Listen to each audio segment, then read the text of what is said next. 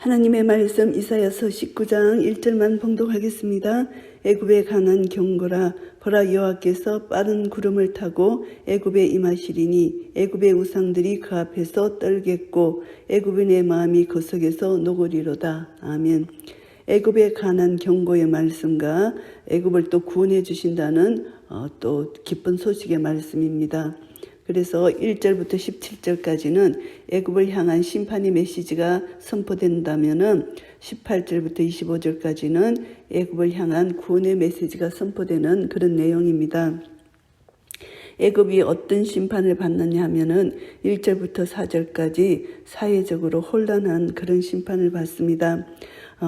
그가 애굽인을 격동하사 애굽인을 치게 하시리니 그들이 각기 형제를 치며 각기 이웃을 칠 것이요 성읍이 성읍을 치며 나라가 나라를 칠 것이며 동족 상잔의 비극을 형제에서 이웃으로 성읍에서 나라로 그 범위와 강도가 점점 더해갑니다. 그래서 여기서 나라는 수십 개로 나누어진 고대 애굽의 지방들을 여기서 가리킵니다. 그래서 끝없이 이렇게 애굽이 혼란이 온다, 이것을 말씀하고요. 애굽인의 정신이 그 속에서 쇠약할 것이요 계속 전쟁이 일어나니까 그 도모는 그의 파하신 바가 되리니 그들이 우상과 마술사와 신접한 자와 요술객에게 물으리로다. 이들이 분열과 내란으로 인하여 그들이 너무나 근심과 걱정과 두려움에 떨고 있을 때 이때 가장 성행하는 것이 마술입니다. 마술사에게 점치러 가서 묻는 건 너무나 불안하니까 누구라도 의지하고 싶어서 이렇게 마술 점치는 것이 많이 성행한다, 이것을 말씀합니다.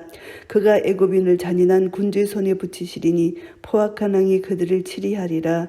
주 만군의 여호와의 말씀이니라. 이제 이들이 불안하고 초조해서 점쟁이를 찾는 반면에 또 하나님은 이들에게 잔인한 군주를 세울 것이라는 것입니다.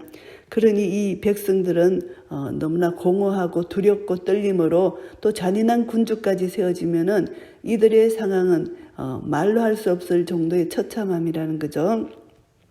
그래서 사회적으로 혼란한 게 하나님께서 애굽을 심판하신다는 것이고, 이렇게 이들이 모든 것 이 세상 의지할 거 없을 때 이제 하나님을 찾게 되는 그리고 구원의 기쁜 소식이 나올 수밖에 없는 것이죠. 그래서 이들은 철저히 심판을 당한 후에 남은 자의 구원, 심판 후에 하나님을 찾는 자에게 하나님 구원을 베푸시는 좋으신 사랑의 하나님이십니다. 그리고 5절부터 10절까지는 자연의 재해가 있습니다. 바닷물이 없어지겠고 강이 잦아서 마르겠다. 여기서 나일강이 워낙 풍요한 나일강이기 때문에 바다라고 불렸습니다. 그래서 차고 넘치고 범람하여서 주변 땅들을 적셔주는 나일강, 예로부터 애굽의 자랑이고 풍요의 원천이었습니다. 바다처럼 풍부한 이 강물도 말라 없어진다, 이것을 말씀합니다. 나일강이 마르니까 악취가 납니다. 그 6절 말씀, 달과 갈이 시들겠으면, 이 말씀은 갈대와 골풀이 시들겠다는 뜻입니다. 갈대와 골풀은 습지에서 자라는 식물입니다. 나일강 영유 지역에 넓게 분포되어 있는데 나일강이 마름으로 해서 이것들도 시든다, 이런 뜻입니다.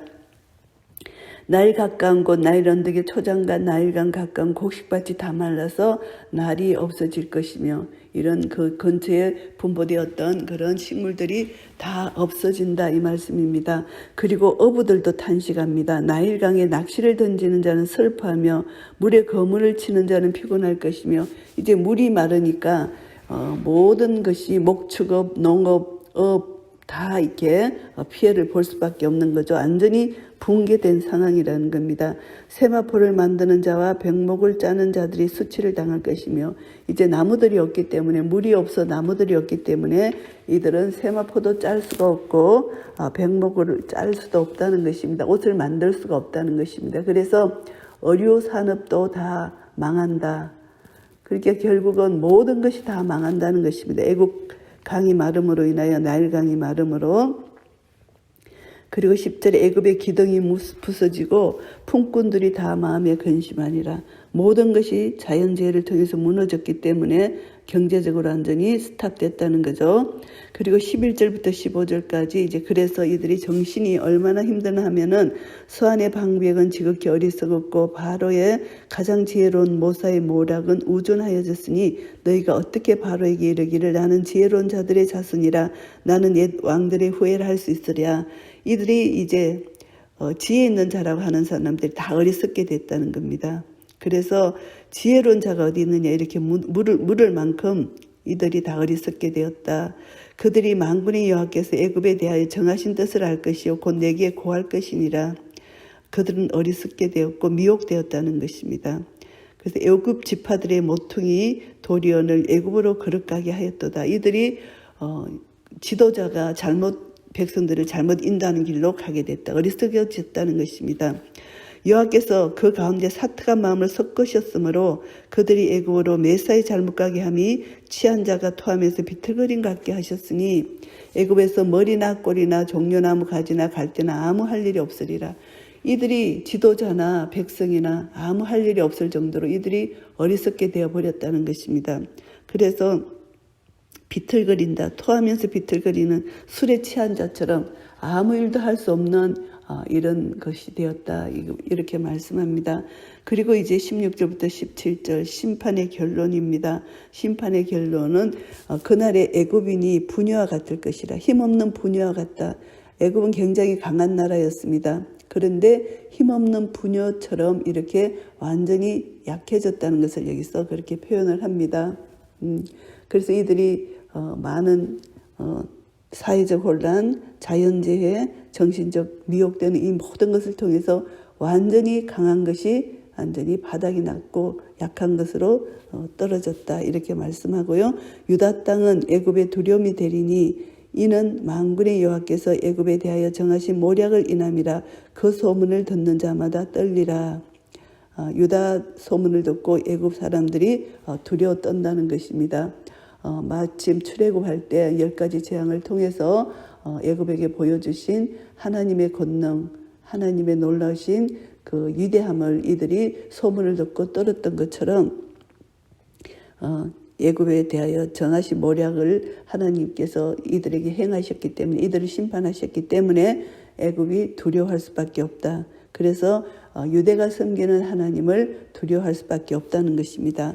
이때 이들이 두려워하고 있을 때 그날에 애굽 땅의 가나안 방언을 말하며 만군의 여호와를 가리켜 맹세하는 5 성읍이 있을 것이며 그중 하나를 장망성이라 칭하리라. 이때 장망성이라 칭하는 장차 망한다는 것을 말씀합니다.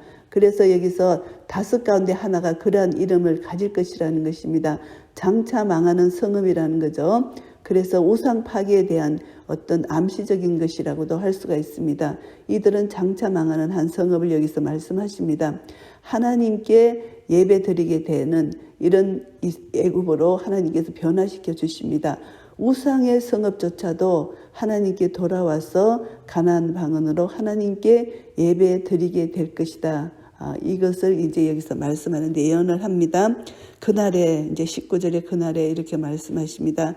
애굽 땅 중앙에는 여호와를 위하여 제단이 있겠고 그 변경에는 여호와를 위하여 기둥이 있을 것이며 이제 하나님께 제사 드리는 예배 드리는 이런 기둥 이런 제단을 쌓는다는 것입니다.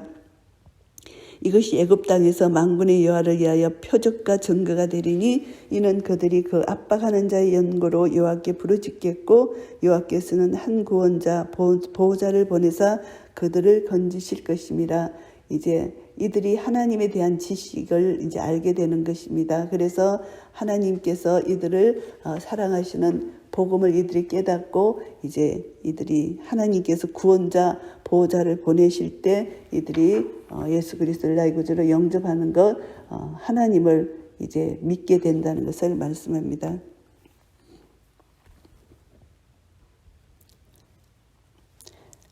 그날의 애굽 땅 중앙에는 여호와를 위하여 제단이 있겠고 그 변경에는 여호와를 위하여 기둥이 있을 것이요. 이제 온 애굽 땅에 여호와를 아는 지식이 편만해져서 이들이 이제 여호와를 체험할 수 있다는 것입니다.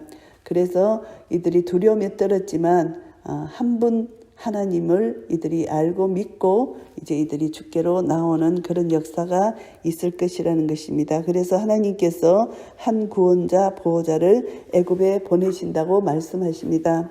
그래서 이들이 그 한 구원자 한 보호자를 이제 믿게 된다는 거죠. 여호와께서 자기를 애굽에 알게 하시리니 하나님이 이제 자기를 계시하신다는 말씀입니다. 그날의 애굽인이 여호와를 알고 제물과 예물을 그에게 드리고 경배할 것이요 여호와께 서원하고 그대로 행하리라. 이제 여호와를 아는 지식이 이들에게 있기 때문에 여호와 한 분에는 다른 신이 없다는 것, 이것을 깨달아 알아서 하나님께 예배드리고 서원하고 기도한다는 것입니다. 여호와께서 애굽을 치실 것이라도 치시고는 고치실 것인 고로 그들이 여호와께로 돌아올 것이라. 여호와께서 그 간구함을 들으시고 그를 고쳐주시리라. 이제 이들이 하나님을 찾게 될 때 하나님께서는 애굽 사람을 하나님의 자녀로 돌봐주신다는 것입니다. 하나님은 이스라엘의 하나님만이 아니라 모든 민족과 열방의 하나님임을 여기서 또 하나님의 사랑을 나타내 보여주십니다. 하나님이 징계를 하시고 채찍을 드실 때는 그들을 사랑하셔서 주께로 돌아오라고 채찍을 드시는 것입니다. 그래서 심판 중에 남은 자의 구원이 항상 있는 것입니다. 하늘에 계신 한 분 하나님 아버지 앞에서 애굽과 이스라엘은 이제 차별이 없습니다. 완전히 이들도 하나님의 구원의 대상, 구원의 계획에 애굽도 포함되었다는 것을 알 수가 있습니다. 그래서 하나님의 돌보심, 하나님을 아는 지식이 들어가서 하나님께 예배드리고 경배드리는 자는 하나님이 구원해 주신다는 것, 사랑의 하나님을 알 수가 있습니다. 그날에 애굽에서 아수르로 통하는 대로가 있어 아수르 사람은 애굽으로 가겠고 애굽 사람은 아수르로 갈 것이며 애굽 사람이 아수르 사람과 함께 경배하리라. 이제 아수르 사람도 하나님이 구원해 주신다는 것이죠. 유다를 중심으로 각각 남과 북에 위치하고 있는 나라 애굽과 아수르입니다. 이 두 나라가 적대 관계를 이제 청산하고 마치 친구처럼 서로 왕래하게 될 것이라는 말씀입니다. 그래서 그날의 유다는 이 두 나라를 잇는 통로가 될 것이라는 것이죠. 이제 애굽과 아수르가 통하는 것을 보면서 이제 하나님께서는 이제 예수 그리스도를 통해서 유대인과 이방인이 원수 사이가 십자가로 소멸되었다. 이제 그 십자가로 소멸하시고 그 막힌 벽을 허셔서 이제 한 형제가 됐다는 것, 우리 예수님의 십자가로 이렇게 화목되게 하신 것이 이 지금 하나님이 이렇게 하신 십자가 예표가 여기서 우리는 볼 수가 있습니다. 그래서 하나님과 화목하고 이제 또 신약시대에 와서 예수 그리스도가 화목할 때 우리는 예수 그리스도 안에서 하나님과 한 가족이 된다는 것을 알 수가 있습니다.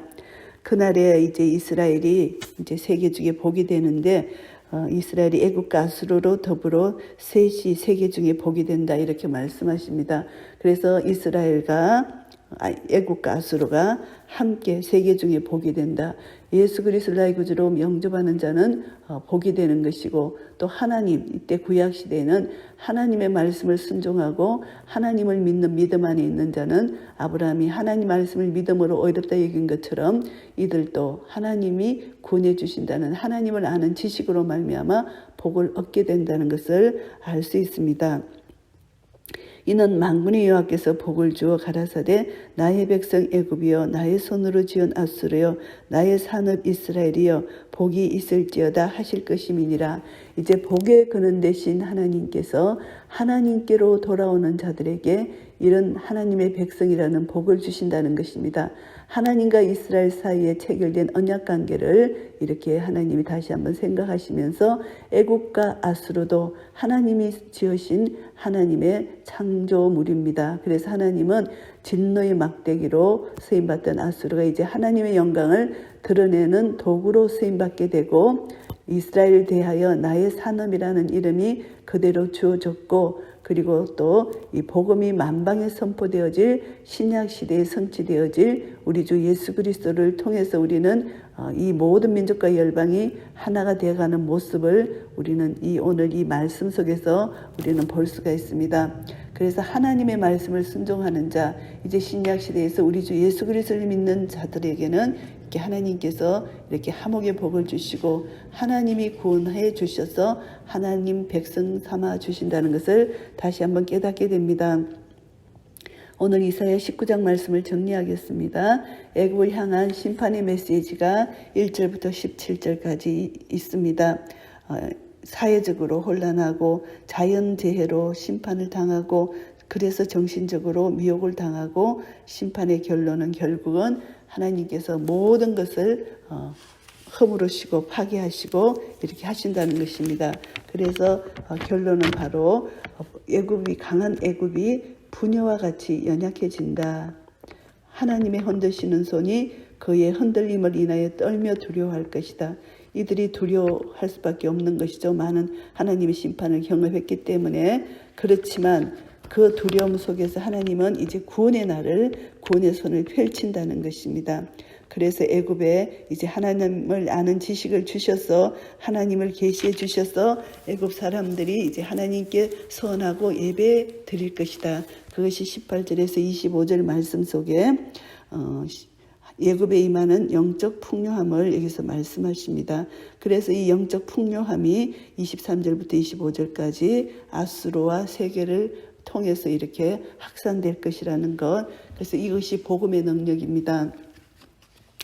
신약시대에 와서 예수 그리스도를 말미암아 복음이 모든 민족과 열방에게 전파된 것처럼 이 구약시대에도 하나님을 아는 지식으로 말미암아 하나님께 나아가는 자는 하나님께서 구원해 주신다는 것을 다시 한번 깨닫게 됩니다. 그래서 창세기 12장 3절 말씀에 아브라함을 통하여 땅의 모든 족속이 너를 인하여 복을 얻을 것이라는 이 언약의 성취의 말씀이 이 구약시대에도 하나님께서 남은 자들을 도로하게 하시는 이방인의 구원에 있게 하시고 또 이것이 점점 계시가 열려서 신약시대에 와서 예수 그리스도로 말미암아 우리는 구원함을 얻게 됩니다. 그래서 하나님께서 에베소서를 통해서 이렇게 말씀하십니다. 이제는 전에 멀리 있던 너희가 그리스도 예수 안에서 그리스도의 피로 가까워졌느니라. 이방인과 유대인이 이렇게 가까워졌다는 것입니다.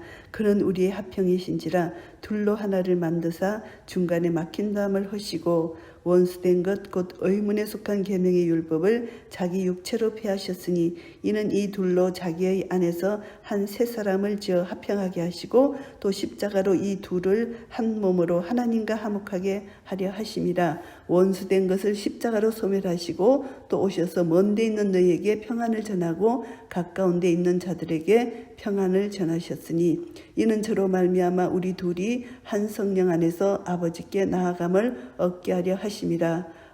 하나님의 은혜로 예수 그리스도로 말미암아 유대인과 이방인이 하나가 되어서 하나님을 섬기는 성령 안에서 예수 안에서 함께 지어져가는 성전이 된 것입니다. 이런 놀라운 은혜를 우리가 받았습니다. 아직도 예수 그리스도를 믿지 않는 많은 자들에게 우리가 복음을 전가해야 되는 그런 사명이 우리에게 있습니다. 그래서 이런 은혜를 주신 하나님께 감사하면서 아직도 믿지 않는 자들에게 우리는 하나 되는 그런 예수 안에서 하나 되는 그런 은혜를 그들에게 전가할 때 그들도 예수님 믿고 구원받아 하나님의 자녀의 권세를 누릴 수 있는 그런 은혜가 우리를 통하여 나타나기를 예수 그리스도 이름으로 축복합니다. 아멘.